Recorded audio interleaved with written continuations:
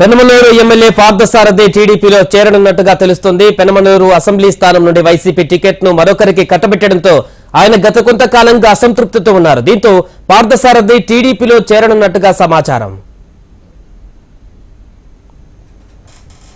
ప్రస్తుతం 2024 ఎన్నికలకు సంబంధించిన మార్పులు చేర్పులలో భాగంగా పార్టీకి సంబంధించి కట్టుబడితో నిబద్ధతతో మొదటి నుంచి ఉమ్మడి రాష్ట్రంలో మంత్రిగా పనిచేసినటువంటి పార్థసారథి సీటు విషయంలో మార్పులు చేర్పులు జరిగాయి. సో ప్రస్తుతం ఆయన అసంతృప్తితో ఉండడం వల్లే మార్పులు చేశాము అని వైసీపీ చెప్తోంది. ఆయన మాటల్లోనే అడిగి తెలుసుకుందాం అసలు ఎందుకు పార్టీ మిమ్మల్ని పక్కన పెట్టింది అనే విషయాల్ని. సార్ చెప్పండి, పెనమలూరు సీట్ని జోగి రమేష్కి ఇవ్వడం జరిగింది. మీరు మొదటి నుంచి కూడా పార్టీకి కట్టుబడి పనిచేసి ఉన్నారు. ఇప్పుడు ఈ మార్పులకి గల కారణం ఏంటని మీరు అనుకుంటున్నారు?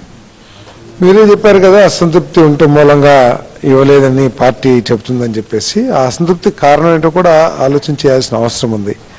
మరి 2014 నుంచి 2019 వరకు కూడా అపోజిషన్లో ఉన్నప్పుడు పార్టీ అభివృద్ధి కోసం నేను ఇక్కడ చిత్తశుద్ధితో కష్టపడిన విషయం ఈ జిల్లా ప్రజలందరికీ, వైఎస్ఆర్సీపీ కార్యకర్తలందరికీ కూడా తెలిసిన విషయమే. మరి అంత కష్టపడిన తర్వాత వారు నాకు నమ్మకం కలిగించిన తర్వాత కూడా మరి నాకు ఎందుకు ఇంకా మెరుగైన అవకాశాలు కల్పించలేదో పార్టీ కార్యకర్తలు ఆలోచన చేయాలి.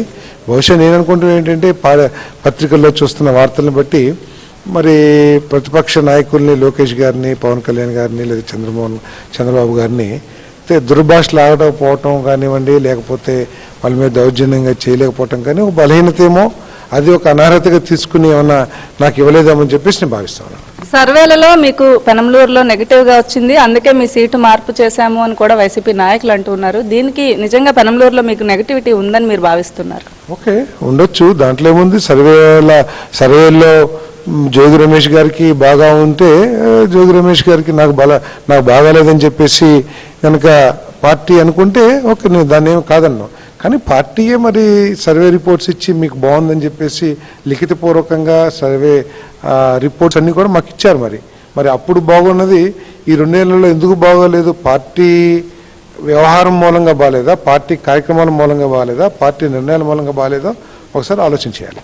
అంటే అయోధ్య రామరెడ్డితో కలిసి మీరు జగన్మోహన్ రెడ్డిని 2-3 సార్లు మీట్ అయ్యారు. అప్పుడు మీ మధ్యలో జరిగిన చర్చ ఏమిటి? ఆయన మీకేమి హామీ ఇవ్వడం కానీ ఎటువంటి మాటలు, ఎటువంటి చర్చ జరిగింది? ఎందుకంటే ఒక నాయకుడిని, ప్రీతమ నాయకుడిని కలిసినప్పుడు ఆ చర్చల విషయాలు నేను బహిర్గతపరచదలుచుకోలేదు. నేను దాని గురించి కామెంట్ చేయలేను. ఓకే, అంటే మీరు ఆల్రెడీ అసంతృప్తితో ఉన్నారు. ఆల్రెడీ మంత్రి పదవి మీకు ఇవ్వలేదు, బీసీలకు పెద్దపీట వేస్తామని పదే చెప్తున్న జగన్మోహన్ రెడ్డి సీనియర్ నాయకుడిని అయిన నాకు మంత్రి పదవి ఇవ్వలేదు అనే విషయంలో మీరు అసంతృప్తిగా ఉన్నారు అనే మాట వాస్తవం? నాకు రాలేదని నేను అసంతృప్తి కాదు. మీరు అంటున్నారు బలహీన వర్గాలని. నేను బలహీన వర్గ నాయకుడిగా గుర్తింపు పొందలేదా? లేదు, నాకంటే మెరుగైన అర్హతలు ఉన్న వాళ్ళకి ఇచ్చారా? అంటే నాకంటే విద్యాధికులు, నాకంటే ఎక్స్పీరియన్స్ ఉన్నవాళ్ళు, నాకంటే ఎక్కువ విషయ పరిజ్ఞానం ఉన్నవాళ్ళు, నాకంటే ఎక్కువగా పరిపాలన అనుభవం ఉన్న వాళ్ళకి ఇచ్చి నాకు ఇవ్వకపోతే నేను అసంతృప్తి. ఇది ఎందుకంటే ఇది నా తండ్రి ఇచ్చే ఆస్తి కాదు, లేకపోతే నా హక్కు కాదు. అది ముఖ్యమంత్రి గారి ఇష్టమే.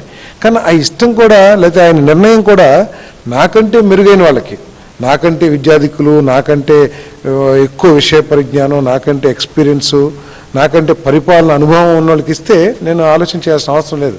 కానీ అది లేదు కాబట్టి నాకు అసంతృప్తి వచ్చింది. సాయంత్రం చంద్రబాబు నాయుడుతో మీరు భేటీ అవుతున్నారు, నెక్స్ట్ స్టెప్ టీడీపీ నుంచి వేయబోతున్నారు అని వార్తలు వస్తున్నాయి. ఇందులో వాస్తవం ఏంటి సార్? వార్తలే కదా, వార్తలు అబద్ధాలు అవ్వచ్చు, నిజాలు అవ్వచ్చు. అది జరిగినప్పుడు తప్పకుండా నేను మీకు తెలియజేసి చేస్తాను. ఖచ్చితంగా నేను ఏదైతే అసంతృప్తితో ఉన్న మాట వాస్తవమే అయినప్పటికీ కూడా ఒక సీనియర్ నాయకుడిగా నాకు ఇవ్వాల్సిన ప్రాధాన్యత ఇవ్వకపోవడము, పెనమలూరు నుంచి నెగిటివ్ రిపోర్ట్స్ వచ్చాయి అని ఇప్పుడు చెప్తున్నారు. పాజిటివ్ రిపోర్ట్స్ వచ్చాయని చెప్పిన పార్టీ ఇప్పుడు నెగిటివ్ రిపోర్ట్స్ వచ్చాయి అని చెప్పడంలో ఎంత నిజం ఉన్నది అనేది మీరే ఆలోచించాలని పార్థసారథి చెప్తున్నారు. కెమెరా పర్సన్ జీవన్తో కాంతి, హెచ్ఎం టీవీ, విజయవాడ.